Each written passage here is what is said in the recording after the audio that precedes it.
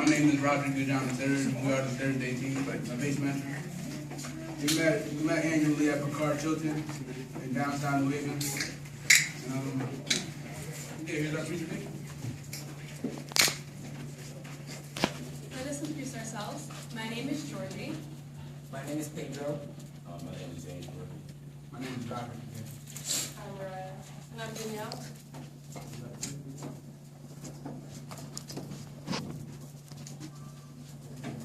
Okay.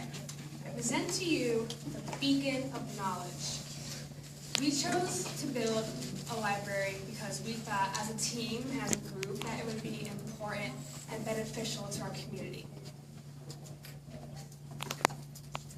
So we started coming up with basic elements like, what would a library need?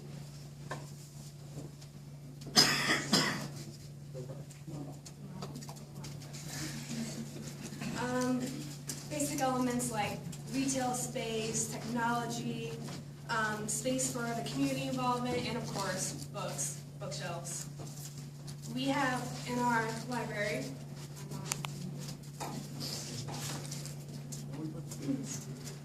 we have public gardens that provide space for people to read, talk, relax, meet, and enjoy.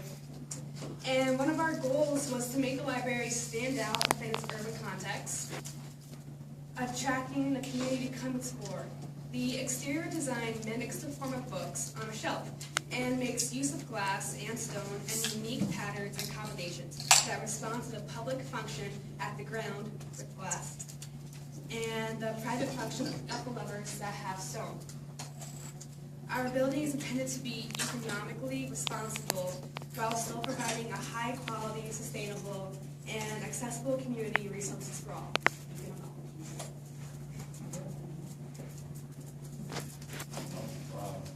I'm James again. We picked this site because it was near Winthrop and Whaley.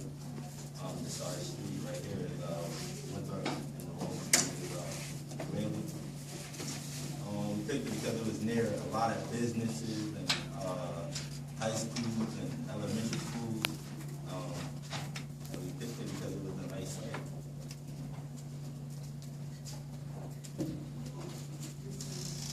Alright, this is the square footage that we have. Not a lot of square footage. Lobby, information desk, public restrooms, cafe, gift shop, stacks, regular things that would be in the library.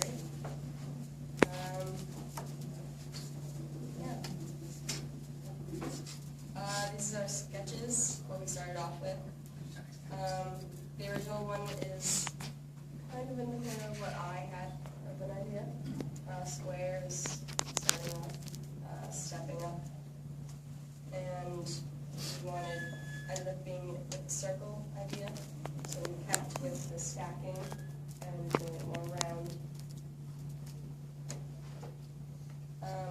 Then we have where we put everything. We kept it, and the bottom was more public and loud. So we had electronics and cafe, stuff like that. And then the second floor was less quiet. So more quiet. Computers, more books. And the top floor was most quiet, so where classrooms were and more books. And in the middle we have our atrium, which is where we had 2 glass elevators and glass walls and glass staircases.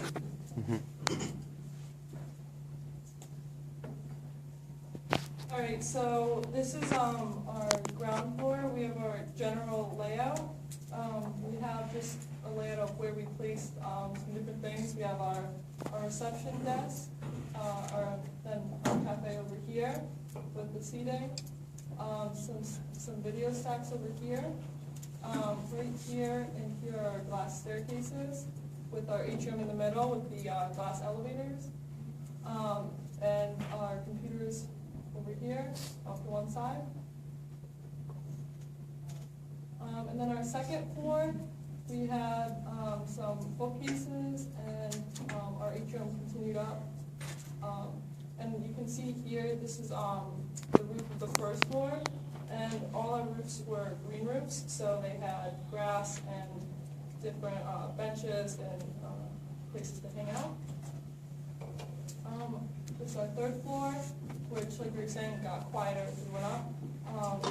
We have our stacks of books, classroom, and some office space.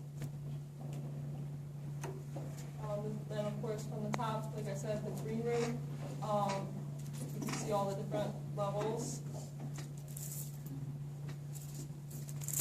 So one of our students, who's currently not here, named Isaac, created this model on SketchUp, and this is what it looks like if you were walking on the streets.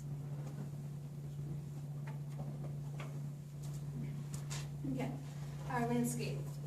We took pictures from different angles of our building to emphasize on all the amazing features we have. Let's see it right now. We have, as you can see on each picture, the atrium sticks up in the middle. The front, we have a front pool that's not really deep. It's like a circle area of water fountains that children can play in whenever they get hot. The bleachers, which is the circle place I'm talking about, is right there. The water coming up. It's like little fountains of water where children can play in, and the bleachers circle it so the parents can watch over their child and still relax and enjoy the atmosphere of the library. Around the sidewalks, there's benches to like walk and sit. The sidewalks, they go in like a curve to draw people into the library as you're walking, so they kind of get forced to walk along the land to see what they're walking by, what they're viewing.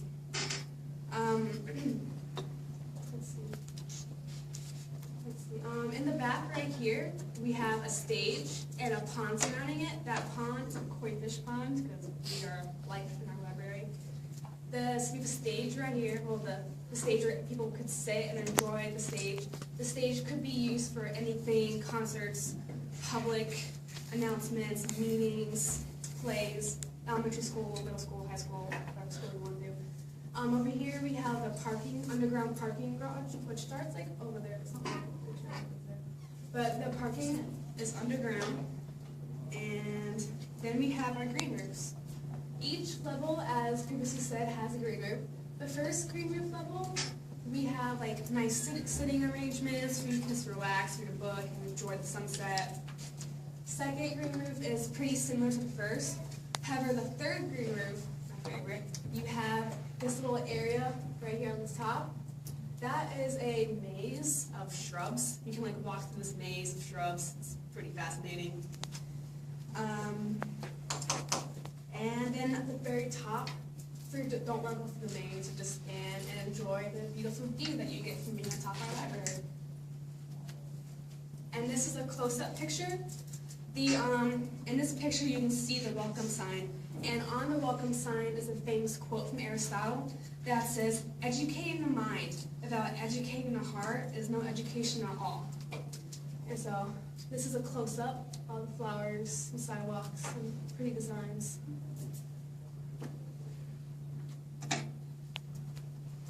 Okay, so we tried to make our building energy efficient and sustainable. So these are some of the different systems that we looked into to incorporate in our building. One thing that we did use were LED light fixtures, which helped save money on energy costs. And we had sensors put in as well so the lights turn off when no one's there, so we don't waste electricity. And then since, when you look at the building and our model, you can see we have a lot of green space. Our library may be small, but we have such huge space of green and of flowers and landscape. And this is just an example of what rainwater harvesting is. So rainwater harvesting, just to keep it simple, is basically the collection of water when it rains, and it's going to be collected into this somewhat of a tank. You can look at this picture. So that picture is, there's basically a tank, and then after that, the water is collected in there, and then the water can be used for irrigation, to water the plants, and it can also be used for flushing toilets as well.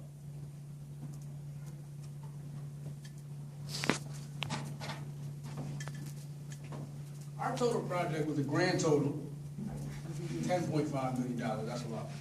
I don't even know it's that much.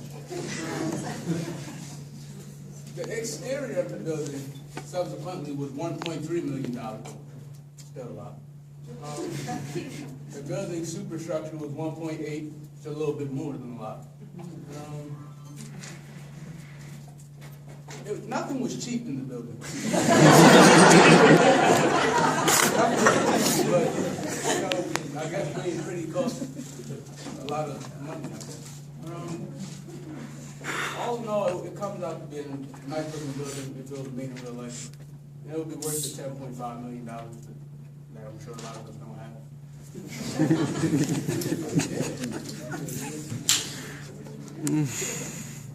And then this is our final board. This is basically all the slides that we've shown you from our presentation. It's just all right here, this board. And we have our costing analysis, we have our square footage, we have our models, we have our SketchUp, we have our site plan. And our group Thursday team, I don't know if the Tuesday or Wednesday team has also competed. We competed in the national ACE, the ACE national competition. We didn't get any results back, not that I'm aware of yet. So hopefully, fingers crossed that we do pretty well. And overall, this is basically the project that we've done throughout the year, working on this library and not just thinking about what can we incorporate with our new generation, but to also bring people to learn even more. Go ahead. I think one of the most major pros about working in a team with this library is that I think that we can all agree that we've learned to really work together and come together as a team. And we opened our minds to like what's out there in the world, what you can add to the library, and how you can improve it, and make people actually want to come and learn. And like, hey, what's this building about? Books? Nah, I don't know about books. Wait, there's more than just books? There's a whole bunch of stuff. Come look around, you got a pool in the front, come on.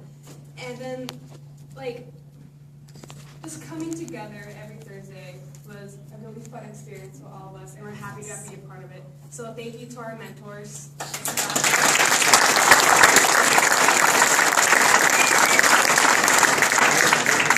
that's that.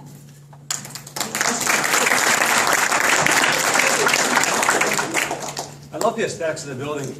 It's very pleasing to the eye. Did you find that the curvature and the roundness of it presented difficulties for you guys to still give you the space that you wanted as far as the stacks and the cafes and that stuff, and still get the aesthetics that you wanted?